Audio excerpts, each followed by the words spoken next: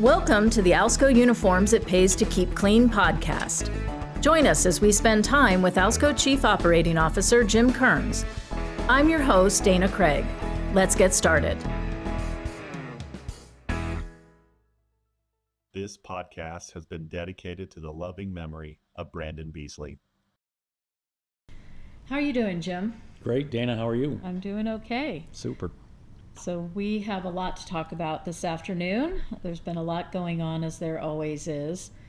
So we've got branch visits to talk about, kind of two buckets of them because you made a little extra trip this month, or last month actually.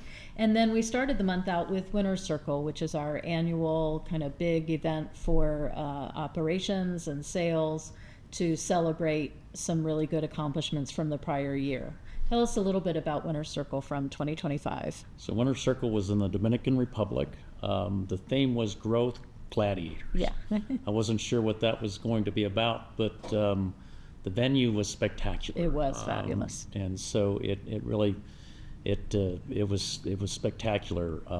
The weather turned out great, and so we had a great Winner's Circle. And I did something new this year that I haven't done in the past. Trish set up some dinners for me with different winners that were there, and so I got to know some different people and really enjoyed the conversation and hearing about people's growth journeys that I had dinner with on, I think it was Friday night and Saturday night, I believe. Okay. Yeah. No, it was a great venue. It's always exciting to see so many people. They get to bring a spouse, significant other, friend, family member, etc. So they have somebody that they can share not only the weekend with, but share their accomplishment with, which is pretty exciting. You know, and the message that I tried to convey to these winners were, you know, it's great to see them recognized for their individual achievements, but we win as a team, and, you know, I encourage them to go back and help the other team members, you know, be at Winner's Circle next year. So I would love to have every SC, every RSR, absolutely, all the service teams show up there. That'd be terrific. Yeah, absolutely. Yeah, land of abundance, not land of scarcity. Yep. More people, the better. Well, that's great. And then followed on from that, probably just a week or 10 days after you got back from that, you headed back to halfway in that direction, I guess, to some branch visits. You went to Shreveport, Wichita Falls, and Dallas-Fort Worth. Right. So we'll start off in Shreveport, but I did want to mention, obviously you'll talk about kind of a brand new team there, a lot going on, a bit of a changing of the guard with the passing of Brandon Beasley, who was the general manager in Shreveport for quite some time. He had a 20-year career with Alsco, and we want to acknowledge not only his contributions, but certainly the loss, not only to Shreveport, but the whole Alsco family, and also let his wife and 3 children know that we are thinking of them and wishing them all the best. Definitely, yeah. Brandon will be missed. Yes, definitely. So tell us a little bit about your visit to Shreveport and the new GM, Nathan Beyer, there. Tell us about. So Nathan's a new GM. He's a young MDP out of San Antonio, and so this is a great opportunity for him to start out in Shreveport. So he's got a whole new team with him. He's got a new production manager. He's got a new service manager, and so a lot going on in Shreveport. But it'll be a great place for Nathan to start his career as a GM. Well, it was interesting to me when you and I were talking. I haven't had the opportunity to go to Alsco's Shreveport branch, but it's a lot bigger than what was in my head. Yes, it's a big facility. Yeah.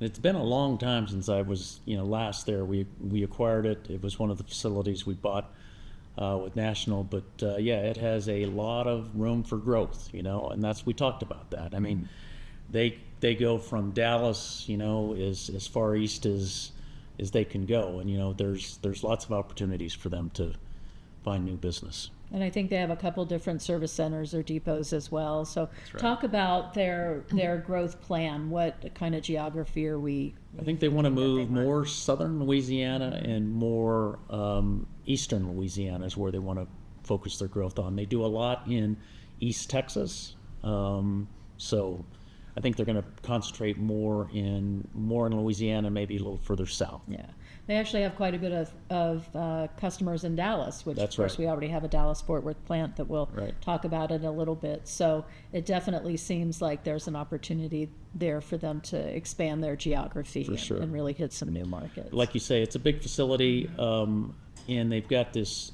great chief engineer.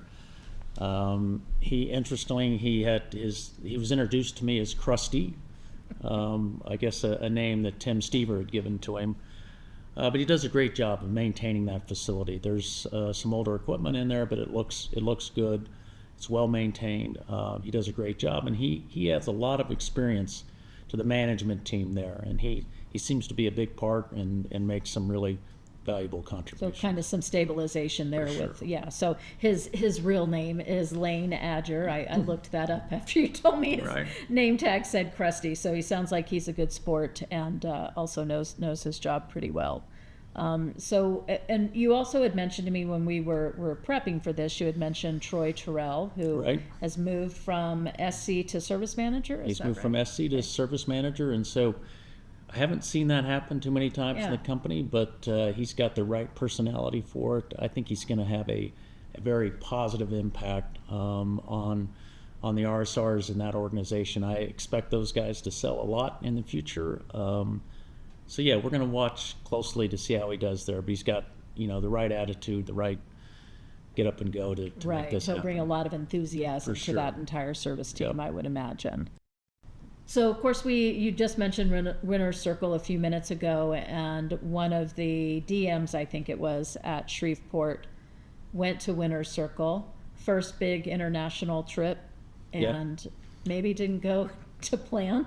Well, this DM has been promoted to a production manager, so he's the new production manager. I think it's Farron Woods. Is Farron, that- yep. He has a lot of industry experience before he came to work for us, and has been recently promoted to production manager, but was fascinating talking with him as his experience going to Winner's Circle. And so I asked him how it went, and he said he had some travel interruptions. And I said, well, tell me about what happened. And he said, well, I went from Shreveport to Houston, and then from Houston to Columbia, then from Columbia to the Dominican Republic. I was like, Columbia, South Carolina, And that's he what said- I said to you. And Yeah, and he says, no, Columbia. And I said, what did you go to Columbia for? And he said, well, that's where they routed me. I said, well, what time did you get there? And it's a natural side trip. apparently he got there, late morning, Friday morning. So Right. he had quite the adventure. And I told him, I don't know if I would have gone to Columbia to get to the Dominican Republic, but he did. And I'm not aware of anybody that had such a route to Winner's Circle, but he was excited to be there and Good. happy that he made the journey. It was his first time to the Dominican Republic, his first time to Colombia. So quite an adventure, Okay, so it sounded like when you got to Wichita Falls, then that was your next stop. Wichita Falls focuses primarily on healthcare. We've been kind of making that move over the last few years to get them focused on there. Mark Rogers, our general manager. How was your visit at Wichita Falls? It was super windy in Wichita Falls, and I understand the wind blows there a lot, but it was blowing a lot harder than normal. And so when we were out on the dock, we didn't go out on the actual dock because it was too windy. Right. We met in the route room, and we had a terrific route meeting. Oh, we good. had all of the RSRs there. We sat around and just had some really good conversations about what was working for them, what wasn't working. And I really loved the way the general managers encouraged open discussion there. And so that was great. It was one of the better route meetings that I've attended. Yeah, you mentioned they were a pretty talkative, open, Very talkative, all of transparent them. I mean, bunch. Yeah. Yeah, and afterwards they brought in breakfast for them, and so it was a good meeting. It was very informative, and I appreciated the opportunity to sit and dialogue with these guys. Right. So heard some good stories from them. And you had mentioned we've got twin brothers as DMs Yep. there, Jesse and Russell Cunningham. And then you also mentioned they've got a pretty impressive net new business number leading into Yeah, first it's quarter. double digits plus. It's one of the highest I've seen. So yeah, they're on a roll. I told them 2 months doesn't make a year, but they're definitely on the right track there. Absolutely. Lots Well, of, once you got it, you want to hold on to Yeah. it, right? So that works in everyone's favor. there were some great customer service stories there. One, they had an issue with a delivery, and the RSR and the DM drove up to meet with this customer on the weekend to resolve it. The general manager didn't even have to get involved. These guys, on their own initiative, had a Saw sense what of needed to be done. a sense of urgency, went out and solved the problem, and so a lot of good stuff happening in Wichita Falls. Yeah, that's exciting. That's really exciting. And so a pretty solid team there, it seems. Yeah, it Right. seems like it. They've got a good service team. They've got a good production team. Yeah, it's going to be interesting to see what they accomplish this year. Good. And then lastly, you went to Dallas-Fort Worth, Right. another large branch, very large. Very large. Yeah, Tony Manley, our general manager there, Yeah. and we've just, within the last year or so, completed a soil expansion. And you probably hadn't seen any of that in the construction. So yeah, how was your visit at DFW? It was good. I've been to DFW a few times. I've known Tony since we've acquired him, acquired Admiral.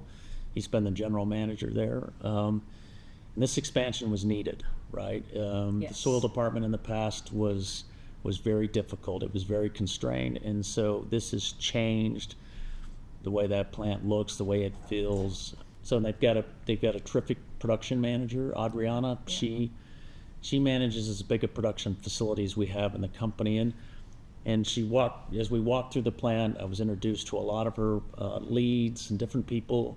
A lot of people in the safety committee. They were wearing red shirts. Oh, that's awesome. Yeah. Great morale. I mean, things looked like they were going well there. Is that something that the safety committee does every day? Do they wear Yeah. a shirt? So, okay, so Yep, you can yep. see them across the...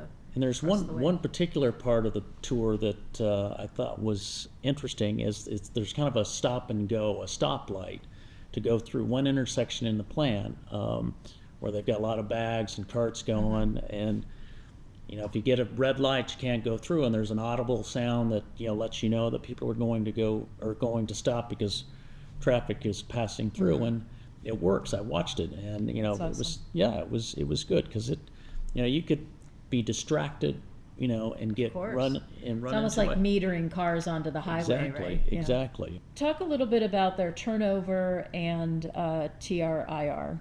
Okay. Well, first TRIR, I mean, it's below 2. And so, if you can run and there's not a great deal of automation in this plant, but if you can run a plant of this size with this many people, produce this many pounds, and have a TRIR of 2 or less, and have done it repeatedly, anybody can do it, right? Right. They have the right, that their safety committee works. They're doing all the right things there, so it's very impressive. They have a safe work environment there. What's most interesting, though, to me is their employee retention, because in the past it hasn't been that great, right? In Fort Worth, it's always been a challenge there. We had good customer or employee retention numbers in Houston, but they weren't as good in the Fort Worth area. But today they're really good. I mean, they're turning less than 30% of their staff over, and so they've got some employee retention numbers that are in the top of our company. Yeah. And so we spent some time talking about what's happening there that's allowing that to happen. And it, when you cut through it all, it sounds like the management team there is being a little bit more flexible, is probably the easiest way to say it. They're accommodating their good employees. So if somebody can't exactly work the shift that they're supposed to work because they've got some family obligations or something, they'll work around that to accommodate them. And so it seems like the accommodations that they're making for their employees is working for them because they have improved their retention Right, significantly. have a stable workforce and production. And when you do that, the efficiencies go Yeah. up, and You have they- opportunities for all kinds of Yeah, wonderful things. and And so- that alone can help your safety as well, so your for sure, TRIR for sure. yeah. And so a lot of good things, and I have hats off to Tony and to Adriana that they recognize that and adapted to that. That might be something that they wouldn't have considered years ago, but Right, I'm right. happy to see them evolve into creating a place where people want to come to work and people will stay and that they will show up for work. So you met in the route room there, or met Yep. at least with the RSRs. Talk a little bit about some of the things that they're doing to improve RSR sales, because it sounded like they were trying to be creative and really push for some of that. So, it's a big branch, and they have a big depot in Dallas, but we met with all of the local It RSRs. warms my heart that you just said TIPA. So anyway, go ahead. So we met with all of the RSRs out of the Fort Worth branch, and that's a lot of them. I can't remember how many of them, but big route room. Had a good discussion with these folks. But what we did at the start of the meeting is we played the video that Bob Steiner did on selling first aid cabinets, and so we had a good dialogue about how to sell first aid cabinets, and that was, an opportunity that it looked like the RSRs in that room were embracing. I hope that they all sell, a couple of cabinets, 2 or 3 cabinets in the remainder of the year. They seemed like it was something that they, wanted to do and were willing to do. And so that was good. It was nice to see the video, and I could talk a little bit about who Bob Steiner was and a little bit about the history of the company, Yeah. and then really talk about selling And first maybe aid an cabinets. offering that they really were not Yeah. aware of, or Right. not aware how it Yeah. could work within really any business that Sure. they would go to. Well, that's great. And then, so those were the 3 for that trip, but then Right. you happened to go on an additional trip toward the end of the month, where you had the opportunity to go to our Naples facility, Naples, Florida. Right. Mackenzie Lee is our general manager there. Highly seasonal business. Highly seasonal. yeah. And I understand, as with much of Florida, maybe mostly on that Gulf side, the numbers are a little bit down this year, maybe due to some of the weather events in 2024. But how was your visit in Naples? It was good. It's been a long time since I've been to Naples, and I had forgotten the challenges that they have every day that they operate. They basically operate out of 4 different buildings. We do soil sort outside, under a canopy, subject to the weather. It happened to be a nice day when I was there, so it wasn't so bad that day, but I understand when it's raining Yeah, I and the can wind's imagine. blowing, Yeah, it's not, yeah. it's not great. So they have a very, very challenging environment that they operate in. You contrast that to like a Surrey or a Vista. It's just night and day, but they make it work, right? They make it happen. And so it was nice to see that. I mean, people are hands-on in that operation. Right. Production manager's very hands-on, Mackenzie's hands-on. But one of the things that was interesting, and the reason that I really enjoyed the visit there was talking to Mackenzie about how she had gone out and saved some accounts. We were going to lose some accounts to a competitor, but she was able to go out and convince the competitor that, we provided the services that they needed to run their business, and the competitor did not. And she was able to retain that business. And so I had her send me an email. We sent the email out had Ben Fox send it out to the entire company, because this is what you have to do to protect our business, right? To protect our customers, and she did it, and it's going to have a big impact on that business. It wasn't, a small account that she saved. Right. It was substantial. So, that was terrific on her part. Yeah. And I think, like with anything, I don't know that she was nervous when she first went out to do it, but maybe she thought, I may as well give it a try, right? But once you have some success with it, it gives you that confidence and almost a playbook to repeat that at Yep. other accounts and just see how far you can get. It also is an opportunity, as general manager in particular, to get closer to what some of the customer concerns were, depending on the reason for why those accounts were in jeopardy.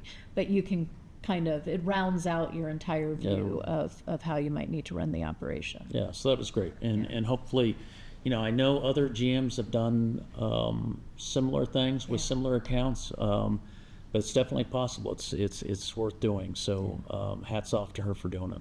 Well, I'm sure she appreciated the visit. Yeah, she did. It was a nice visit. And look, we can do laundry in facilities that are challenged like Naples, and ones that where we're state of the art. But it was good to see. Yeah, great.